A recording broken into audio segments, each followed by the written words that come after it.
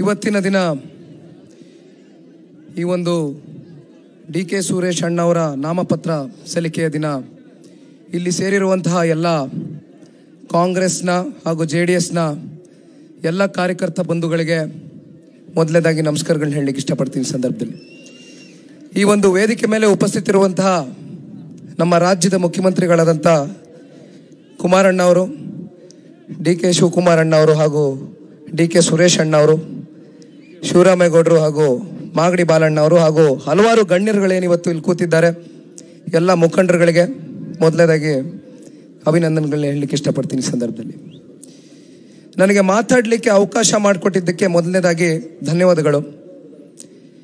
ಡಿ.ಕೆ. ಸುರೇಶ್ ಅಣ್ಣವ್ರನ್ನ ತಾವೆಲ್ಲರೂ ಬಹಳ ಹತ್ತಿರದಿಂದ ಗಮನಿಸಿದ್ದೀರಿ. ನನಗೆ ವಿಶ್ವಾಸ ಇದೆ ಮತ್ತೊಮ್ಮೆ ತಾವೆಲ್ಲರೂ ಡಿ.ಕೆ. ಸುರೇಶ್ ಅಣ್ಣವ್ರನ್ನ ಅತ್ಯಂತ ಬಹುಮತದಿಂದ ಗೆಲ್ಲಿಸಿ ಅವ್ರನ್ನ ಸಂಸದರಾಗಿ ಮಾಡ್ತೀರ ಅನ್ನೋ ಒಂದು ವಿಶ್ವಾಸ ನನಗಿದೆ. ಹಾಗೆ ನನ್ನ ರಾಮನಗರ ಕ್ಷೇತ್ರದ ಎಲ್ಲ ನನ್ನ ತಂದೆ ತಾಯಂದ್ರುಗಳಿಗೆ ಮೊದಲನೇದಾಗಿ ಮತ್ತೊಮ್ಮೆ ತಮ್ಮೆಲ್ರಿಗೂ ಕೂಡ ನಮಸ್ಕಾರ. ಬಹಳ ಹೆಚ್ಚಾಗಿ ನಾನೇನು ಮಾತಾಡ್ಲಿಕ್ಕೆ ಹೋಗೋದಿಲ್ಲ. ಗಣ್ಯರೆಲ್ಲ ಕೂತಿದ್ದಾರೆ, ಬಹಳಷ್ಟು ವಿಚಾರಗಳನ್ನ ತಮ್ಮ ಮುಂದೆ ಚರ್ಚೆ ಮಾಡ್ತಾರೆ. ಸಮಯಾವಕಾಶ ಇಲ್ಲ ಅಂತ ಕೇಳ್ಪಟ್ಟೆ. ನನಗೆ ಮಾತಾಡಲಿಕ್ಕೆ ಅವಕಾಶ ಮಾಡಿಕೊಟ್ಟಿದ್ದಕ್ಕೆ ಎಲ್ರಿಗೂ ಧನ್ಯವಾದಗಳು. ಮತ್ತೊಮ್ಮೆ ಬರ್ತೀನಿ.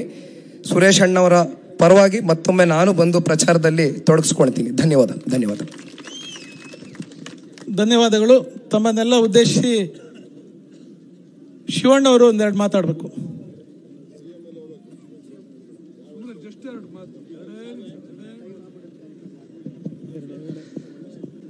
ನಮ್ಮ ಬೆಂಗಳೂರು ಗ್ರಾಮಾಂತರ ಲೋಕಸಭಾ ಚುನಾವಣೆ 18ನೇ ತಾರೀಕು.